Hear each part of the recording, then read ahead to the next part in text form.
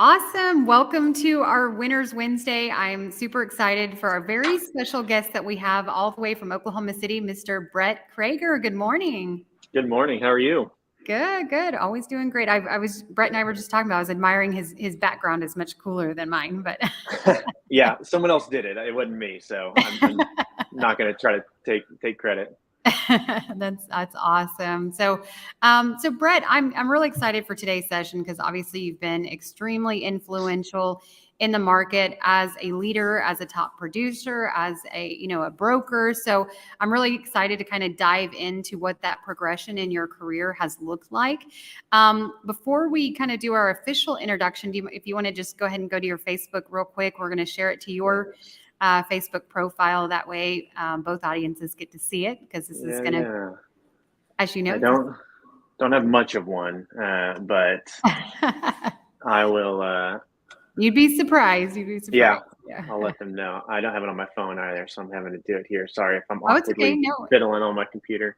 not at all. And for those of you that are watching, let's give them a little bit of love. And of course, as you go through this, we appreciate a thumbs up, a heart, and of course, if you have any questions, definitely comment, and we'll try to get to your questions as we go here, or even if you just have a comment on something that Brett has shared with us today. So, are we officially shared on I your? think so. I think I am. Yeah, we'll have to double Perfect. check, but I think so.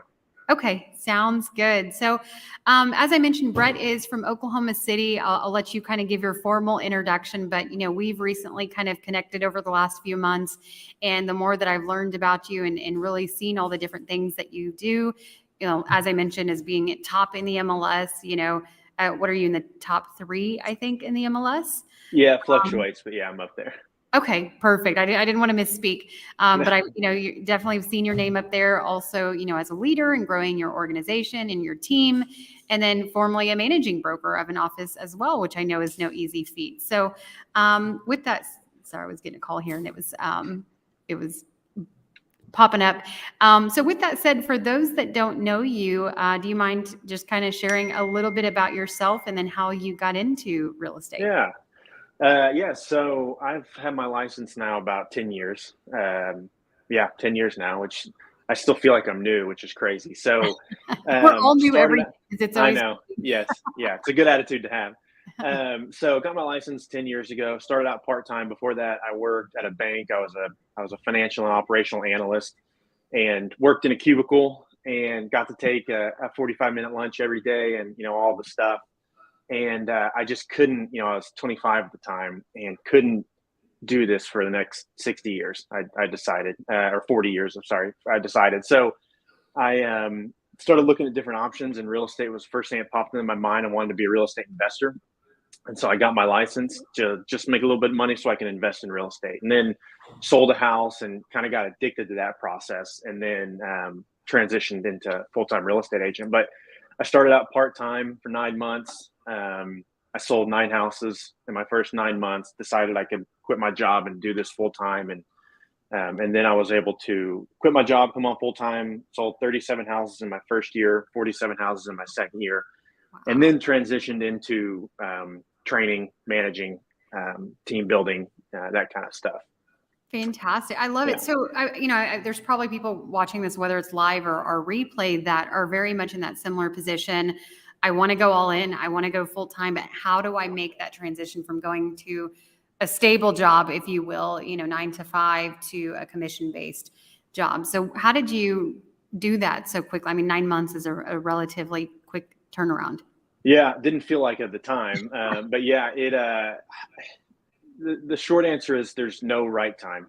I had a mentor when I first started, still have a mentor, and we were talking about like, when can I quit? Because I started to get to a point where I didn't enjoy my job any longer and I wanted to do this.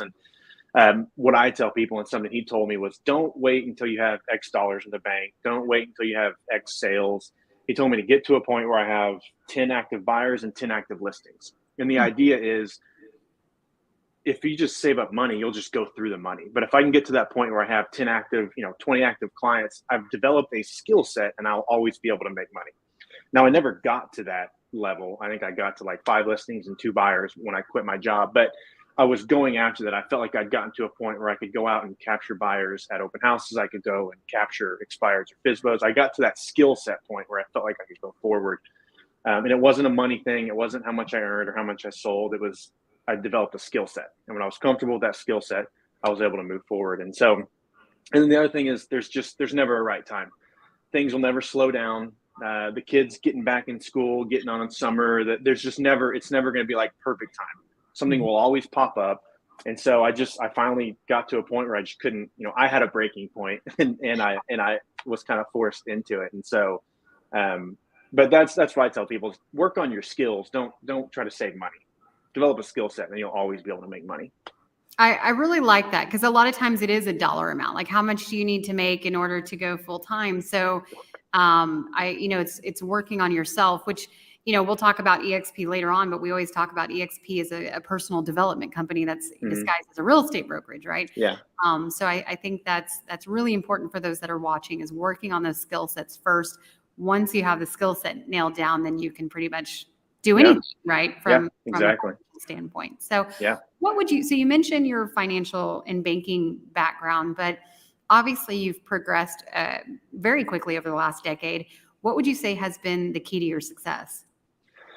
The short answer is mentorship. When I first got into real estate, I tried to simplify it as much as I could. I wanted to find someone who's done what I want to do and then do what they did. Don't recreate the wheel. Smart. So I was dumb luck. I met the right person at the right time. And they said, I'll show you what, I've done this, and this. I'll show you how to do it. And so I didn't even know what my commission split was until I joined. I was just like, fine, this guy's going to show me how to do it. And I joined. And so luckily that, worked out, came to fruition. And so that's the biggest thing, is there's so many moving parts in this industry and so many ways to skin a cat. And the old adage is, the system that works best is the one you follow. Just find someone who's willing to help you and do what they tell you to do. Don't recreate the wheel. Don't look for shortcuts. Just do what someone told you to do, and you should have success. And so that's the biggest thing I credit my success to. And what I try to do for people I mentor is give them that path and show them what to go do, because it's simple. It's not easy. And so if I can take the complicated piece out of it, then you just got to go to work. And so that's the biggest thing I think's helped me.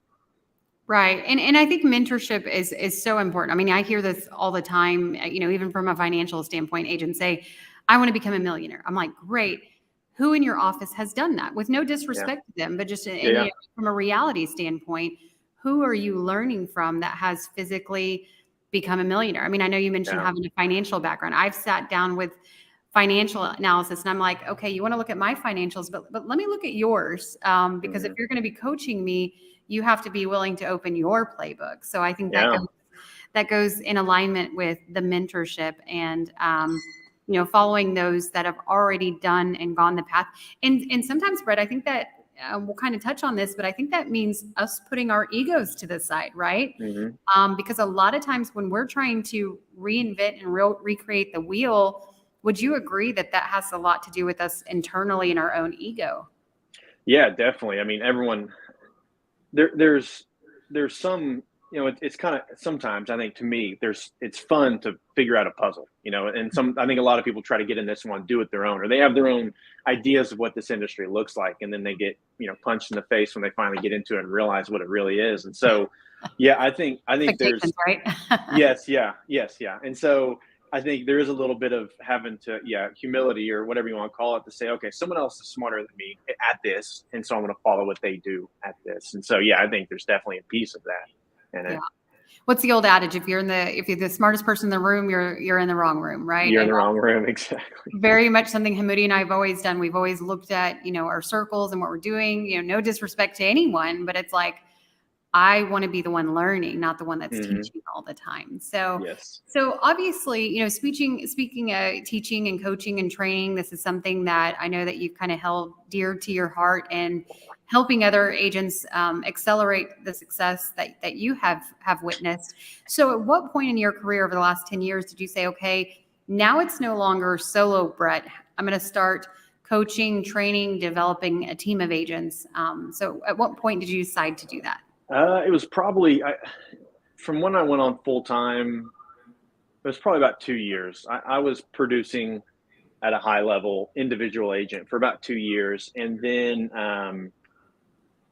it's kind of weird to talk about. And a lot of people, if they're brand new in real estate, can't relate. But it's like if you sell 40, 50 houses a year, you either need to create some systems to relieve yourself, or you need to. It's just not sustainable.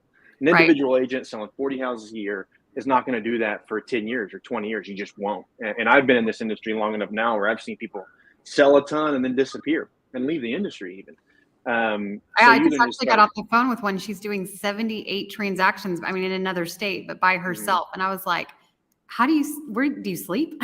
Yeah, and some people, I don't know, a 5% of the population might just thrive on that. But if you've got a family or any kind of life outside of real estate, you can't. It's not sustainable. And so you either need to start building systems around yourself and hiring people, or building a team so that you can leverage yourself. And so I kind of got to that point where I decided, okay, sold 47 houses in the previous year. I don't really want to do that again.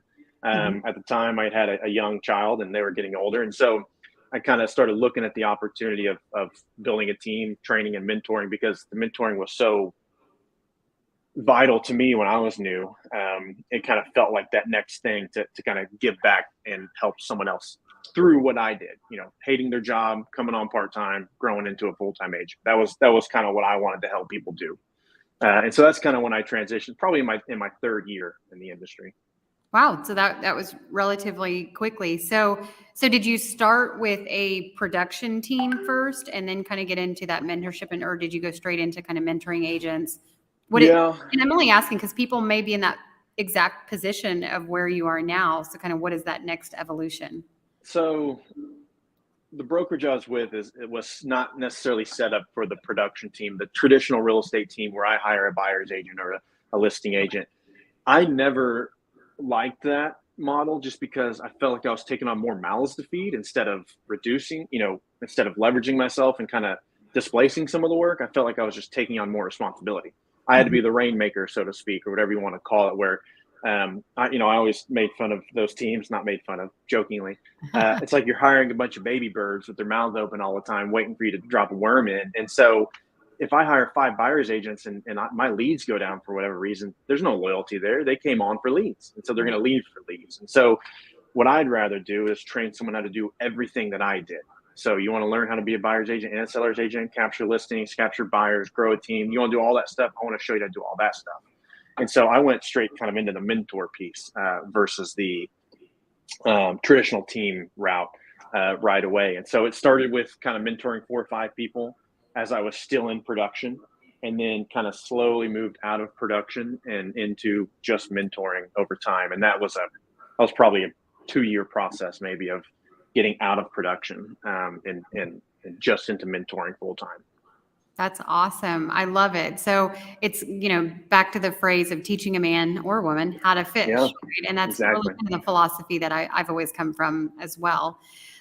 So, you were a managing broker of your office. You have a Mhm. huge team of agents that work with you and have partnered with you. I know that you guys recently made the announcement of switching over to EXP. What was that kind of attractive piece of going from, one of the largest independent brokerages to now partnering with a global brand? Yeah, it was when we started looking around. I credit Peter Levinson to this quote. I feel like I've been stealing a lot of quotes of his lately. He's a quote machine. But He's just brilliant. yeah, just great guy. And so we were having attrition problems, and so we were Mhm. growing, always recruiting, always adding, but we were having attrition problems. And the idea was, as long as your model is duplicatable on a local level, you're going to have attrition problems. As long as someone can, you show them how to have success, and they can say, okay, now I can go out and have this success and do the same thing. You're going to have growth problem, or you're going to have that hole in the bucket problem always. And so we started kind of looking around a little bit at how we can be competitive. And EXP valued a lot of the same things we valued: mentorship, training, growing a team, and all those things that we held dear to what our business was, is what EXP does as well, just on a global level. And so when we looked at, because that was our biggest thing, is new people coming to the industry or someone who's trying to get to the next level, we have one-on-one mentorship at our old brokerage. That mentorship still exists, EXP, that revenue share still exists. So the training, the revenue share, the team aspect, it was all here. It's just on a significantly more blown up level. And so it was just an easy transition culturally onto what we were teaching and what we were training. It was just kind of an easy transition for us. And so, and then obviously working with you guys, working with the Levinsons, working with the corporate team, just kind of made it all a little bit easier. Absolutely. Well, you know that we're super excited for this partnership, and of course, we're still, you know, in the middle of that transition, and Yeah. no doubt that it's going to be successful. So, you know, we really appreciate that because we know it's no easy decision to go from being a large independent brokerage to now moving over to EXP. But you see the value, and you understand the value for the agents in terms of, you know, the revenue share, and then also ownership, which, you know, in some ways, formerly Kivo Properties had some of the similarities in those regards. Yeah. So that's exciting. So now, you know, Brett, I know that you know, you're looking to expand and do even more, I think. So where are we going to see Brett in the next few years? What are your future plans? We were talking before. I was listening to you and Justin Lewis's interview last week, and he kind of stole my answer to that. We should have had you on first. I know. Yeah. Dang it, Justin. We didn't talk about this, but getting outside of Oklahoma is an exciting proposition. You know, with our model, what we did at formerly Kivo Properties, Oklahoma, and you know, you have a team across the country. Our average sales price is significantly below the national median, you know, and so you have to sell more real estate to get the same amount of revenue as you do in, you know, most of the states. So getting into other states with higher property values seems appealing. People cap faster, revenue share grows faster, that kind of stuff. So that's kind of my rough plan. You know, we've been with EXP. Today's the 31st, like 45 days or so, maybe a little more. So we're still kind of learning processes, learning production, all that kind of stuff. And once that's kind of under our belt and we're getting there quick, then it's going to be, kind of how does this expand now? Once I have an understanding and a comfort level talking about it, then it's going to be how do we go talk to people. But I think my goal is I have a pretty good team here in Oklahoma. Growth outside the state is something that excites me. I love that. And yeah, you're right. I mean, transitions always take about 90 days. You've got new systems, new processes on both sides in terms of that partnership and working on. So I know in the back end, that's something that we've definitely been working on, and really appreciate you guys being, you know, leaders and kind of helping with that process. So I couldn't be more excited. And, you know, if there's anything that we can do, of course, to help on that expansion, please let us know. So for agents that are watching this, Brett, whether it be live or, you know, a replay, and they'd like to learn more about you and kind of what that accountability looks like, some of that coaching training that you're going to start expanding all over the states, maybe globally. What's the best way for them to reach out to you? Yeah, any of the social medias. If you search my name, I should show up, I think. And then brett.creager@exprealty.com. And then my phone number, 405-888-9902. Text me anytime as well. And so text is probably better than call because I don't answer spam calls. Best thing iPhone ever did was warn you it was a spam call. So I'm starting to get back to answering the random numbers if they don't say potential spam. So that's I feel better now. But yeah. Anyway, you know, my biggest thing is I love talking about real estate, whether it be the investing side or the retail sales side, whatever it is, and I feel like I've kind of distilled it down into a very simple, digestible process for new agents, especially, or agents trying to go from 5 sales to 10 sales, whatever. So I'd love to tell you my story. That's all I can do is tell you what I did and what I had success with. But I've shown others how to have success with it also. So yeah, I'd love to talk to anyone who's interested in it.